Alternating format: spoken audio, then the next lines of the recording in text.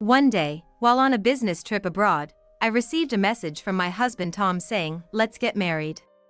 What's this? It seemed like he accidentally sent me a message that was meant for his mistress. Ever since he transferred to a new department, Tom's suspicious behavior had been increasing. I had my suspicions when he suddenly started saying things like, "This moisturizer is supposed to be really good," despite never having shown interest in beauty products before.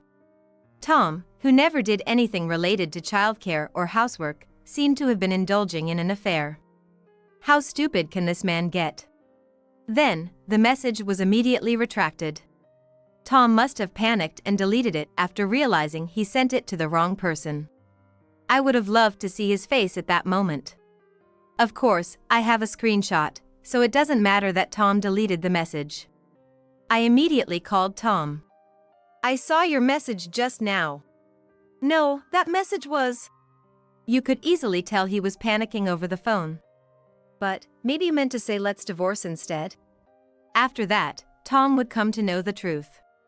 My name is Anna Omar, I'm 34 years old. Tom and I have been married for 8 years and have a second-grade daughter named Lynn. I met Tom through a friend's introduction. When I first saw a photo of Tom's face shown by my friend, I thought he was totally my type and asked my friend to introduce us. He had thick eyebrows, a high nose, and tanned skin. I've always liked people like that. Thanks to my friend's encouragement, we got the chance to have dinner together, hit it off, and started dating soon after. Our relationship was going well, and about a year into our dating, I found out I was pregnant. With the baby on the way, should we get married? Tom asked, and I replied, of course. I'd love to. And so, Tom and I got married. It was far from a romantic proposal, but I was still thrilled to be proposed to by Tom. I had been working as a web designer until I got pregnant, but the morning sickness was so severe that I decided I couldn't impose on my colleagues any longer and chose to resign. When I told my boss I was resigning, he said, "It's really sad to lose someone as talented as you, but your health comes first. If you ever want to come back after having the baby, just let me know." I felt truly fortunate to have such supportive people around me, though it also made me feel a bit sad, but I decided to prepare for the birth. And safely, I gave birth to a girl. We named her Lynn. For a while, I focused on being a stay-at-home mom, dedicating myself to household chores and childcare, but honestly, just living on Tom's salary was pretty tight. So, when Lynn started kindergarten, I began working part-time at a supermarket. However, I hadn't worked at all since giving birth to Lynn, so I quickly became physically and mentally exhausted. And with Lynn still being so young, I often got calls from the kindergarten saying, "Lynn has a fever, please come pick her up," which made me feel terribly guilty towards my coworkers. To make matters worse, Tom's neglect of household chores and childcare was tough to handle. Wow, what's with this meat and potatoes? The carrots are too hard. I can't eat this. Sorry, but I'm gonna throw it out. Though he seemed sorry, Tom casually threw away the meal I had prepared amidst my busy schedule. Sure, maybe the carrots were a bit harder than usual. But saying it's inedible is a bit much.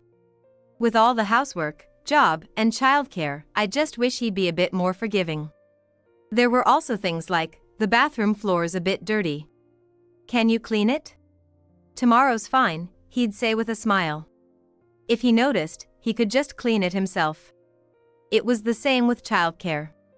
When I asked Tom, should Lynn go to a private kindergarten or the public one nearby, he said, I'm not sure, Anna, you decide."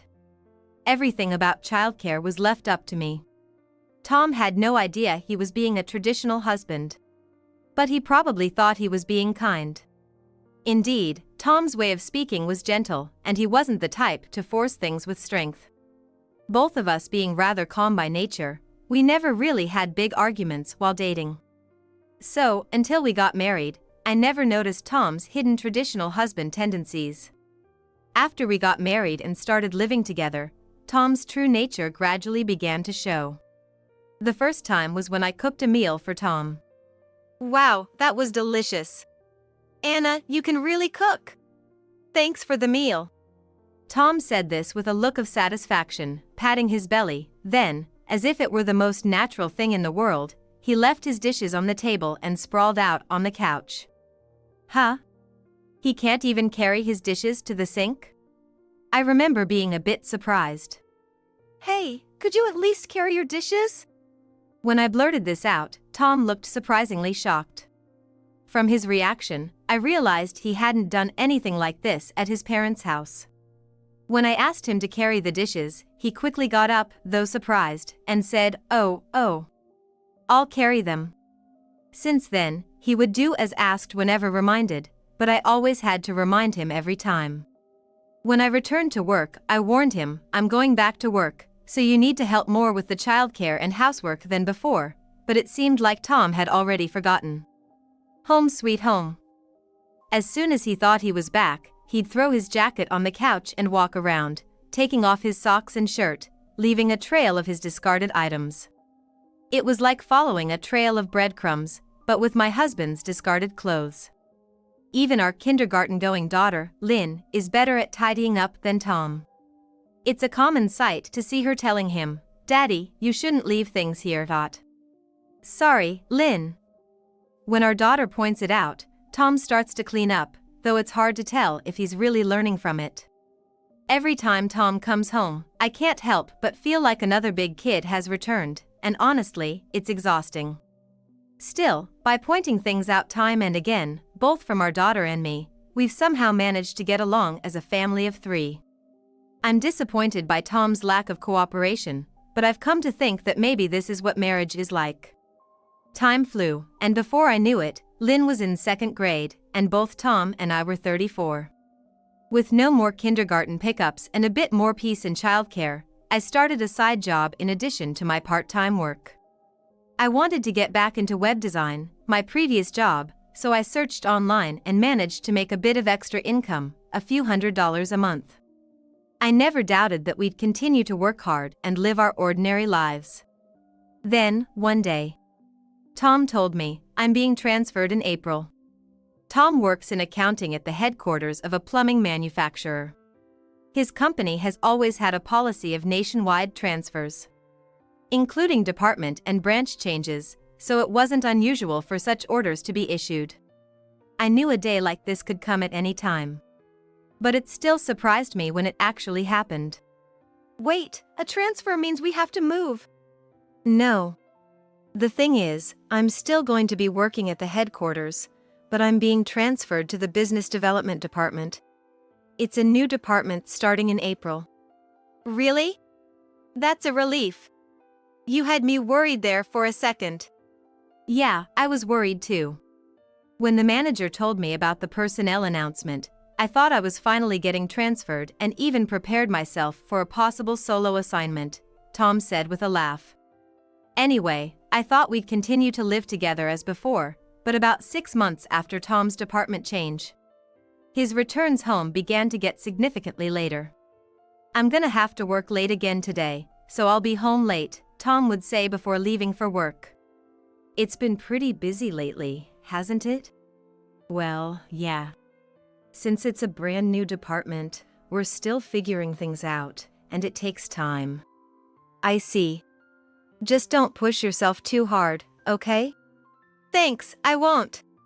Off I go. It's natural for things to take time when starting something new. I naively thought it would settle down after a while. However, the overtime never seemed to end.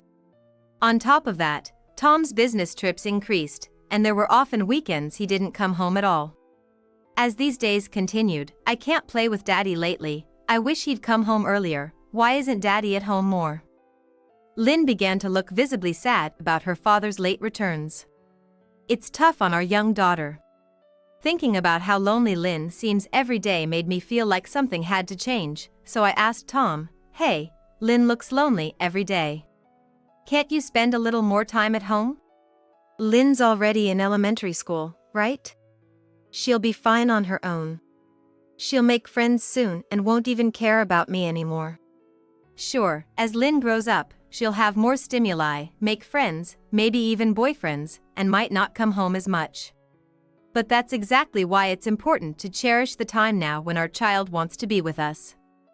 I was irritated by my husband's irresponsible comment. What kind of response is that? Can't you, as a father, think about your daughter a bit more and act accordingly? She wants to spend time with you now. You haven't even taken her out to play recently. Think about her a little, will you? Seeing me turn red with anger, Tom let out a deep sigh and looked annoyed. What? I'm just working hard here. And I get complaints for that.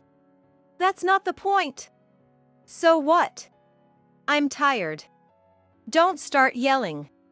You, just working part-time, wouldn't understand my situation, right? Instead of complaining, why don't you perfect your cooking and meals first? What? Are you saying I'm not doing well enough? No, not really.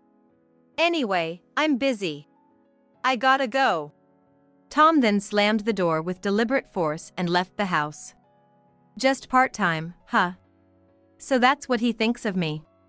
Being dismissed as just part-time might be the end of it. But it's not like those working part-time aren't busy, right?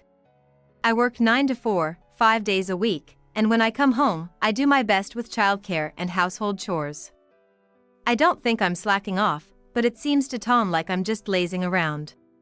Since Tom's transfer, our marriage has only gotten worse. There's also something a bit concerning about his behavior lately. It's the sudden interest in grooming. Before, Tom had no interest in beauty care, using whatever cheap men's face wash was available and never bothered with makeup. But all of a sudden, he started saying, "This cleanser really gets the dirt off your skin." I was surprised he even knew the word cleanser. Then, "This toner is popular in Korea," he said, starting to use toner after his baths, among other strange new habits. Hey, what's gotten into you lately? You never cared about beauty stuff before. Oh. Some young guy at work told me about it. Now that I'm hitting my 30s, I gotta start taking care of my skin. Huh? Really? At first, I genuinely believed what my husband said, but one day, an incident occurred that completely shattered my trust in him. That day, as usual, Tom said he was working late and didn't come home until after midnight. As soon as he got back, he quickly said, "I'm beat, I'm gonna take a shower first," and hurried off to the bathroom. Feeling sorry for him being so busy with work, I heard the notification sound of WhatsApp message on Tom's smartphone, which he had left on the table. Usually, he takes his phone with him even to the bathroom, but maybe he forgot it today because he was in a hurry. I couldn't help but glance at the smartphone screen. Because it wasn't locked, I could read the full message displayed on the screen. Today was fun. Thank you for paying for both the meal and the hotel. When can we meet again? What's this?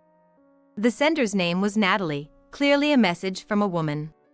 And from the content, it was obvious that Tom had been with Natalie just before coming home. Was the rush to the bathroom to wash away any signs of having met someone? I couldn't believe it. Were all those overtime and business trips lies? Ignoring our daughter who wanted to play with her dad, lying about being busy with work to meet up with a mistress? The word divorce popped into my head. But, as Tom said, I'm just part-time. Even though I started a side job, it's not yet fully on track, making just a few $100s a month. With Lynn's school education to think about, I'm not confident I can support her on my own. Should I confront Tom, or pretend I didn't notice, considering our daughter's happiness first? While Tom was alone in the bath, I decided to keep silent after much thought. If I pretend not to notice, things can go on as before, and our daughter can spend time with her dad. Eventually, Tom came out of the bath. He grabbed his smartphone from the desk and glanced at me with a caught expression for a moment, but when he saw me acting as if I hadn't noticed anything, he looked relieved and immediately focused on his phone. He seemed quite pleased with Natalie's message. Judging by the slight smile on his lips, which I didn't miss. I was so filled with anger I thought about stabbing him from behind, but I knew I had to restrain myself for now. Then, as I was packing his bag for a business trip he requested, saying, "I'll need my overnight stuff ready," I found a hotel loyalty card in the pocket of his suit jacket. And despite previously having no interest in beauty products, he now said, "This mask is really great. I'm taking it with me for the overnight stay, so pack it in the case," adding to the odd behavior. Pretending not to notice his affair seemed to embolden him, thinking he wouldn't get caught. Alone in the living room, I let out a big sigh, to which my daughter said, "Mom, don't sigh. Happiness will escape," as she playfully covered my mouth. What a sweet child she is. I can't help but adore Lynn. I remind myself again that I need to endure for her sake. Since then, Tom has frequently claimed he's busy with work for just about everything. When I ask him to at least take the laundry inside, he'd say, "I'm tired from work. Isn't laundry a woman's job?" Or when I'd ask him to help Lynn with her homework, he'd reply, "I've already used up all my brain at work, I don't want to do that when I get home," and so on. And the most common is this. But the most common excuse was this: "I'll be late today because of work. Oh, and next week, I have a business trip." All chores in parenting are neglected because of work, which means he's not around the house. But in summary, it's "I won't do anything because I'm enjoying my affair," right? While tidying up the suit Tom had left scattered, I reached for the jacket and noticed a piece of paper in the pocket. Pulling it out, I found it was a divorce application. What's this? Already signed by Tom. If he hadn't intended to submit it, he wouldn't have written his name. Should I really not get a divorce even after being treated this way? Tom is already making moves to be with Natalie. Until now, I felt shock and sadness from his affair because I still had feelings for Tom. But as things got worse, I've lost all love for him. I only think about Lynn now. But that's the biggest concern of all. For now, I'll keep this divorce application safe until the time comes. So, I decided to start preparing for a divorce.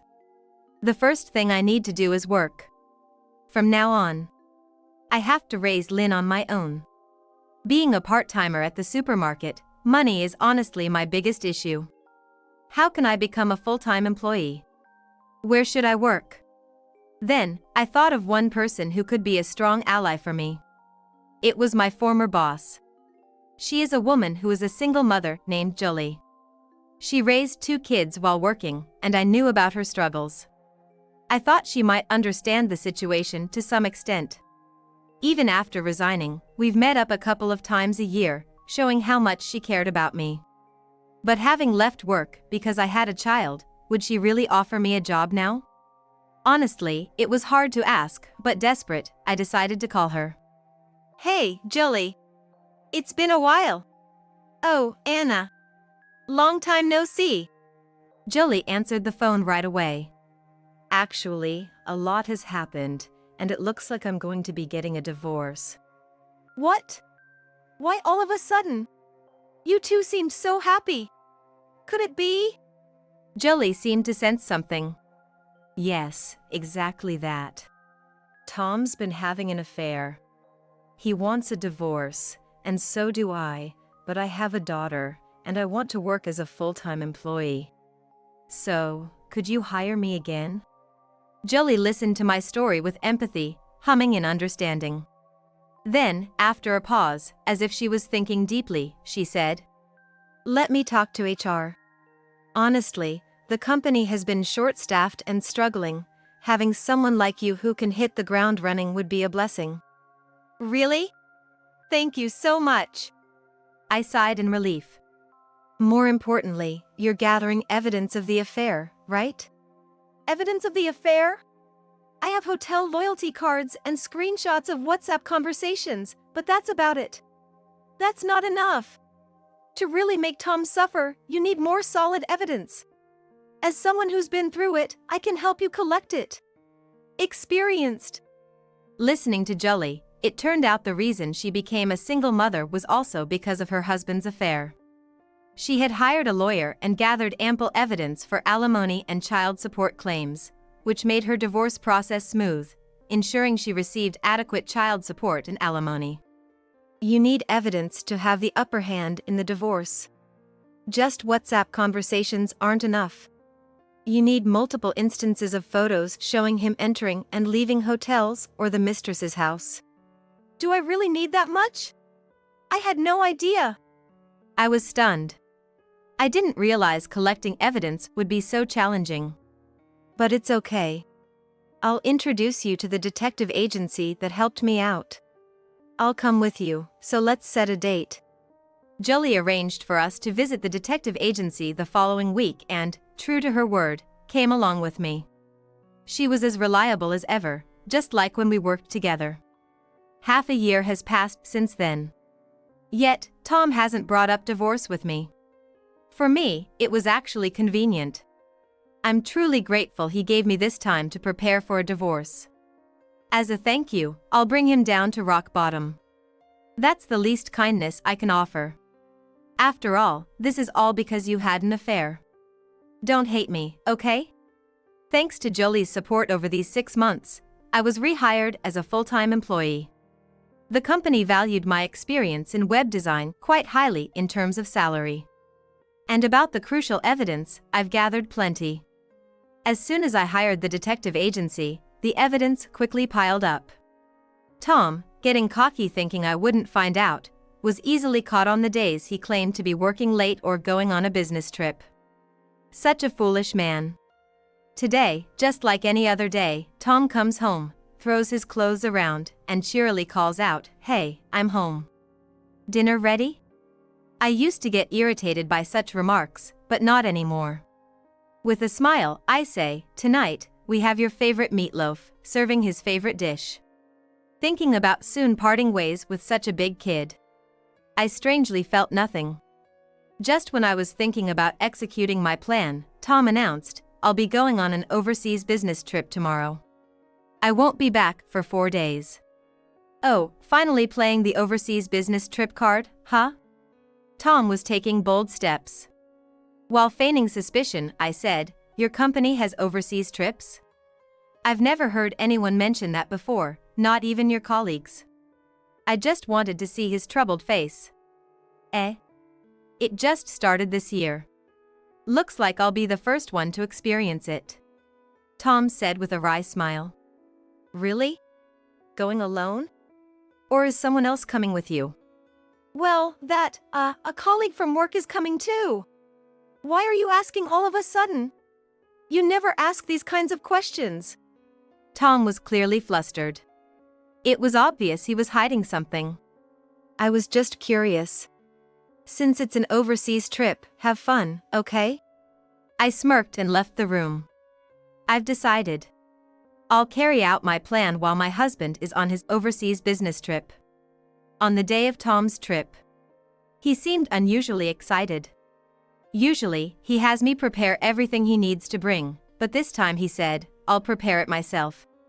This probably meant he was planning to skip work and go on a real trip with Natalie. This is the perfect chance. Today, I'll make sure to divorce this man. About 2 hours after Tom left the house, the doorbell rang. The movers were at the door.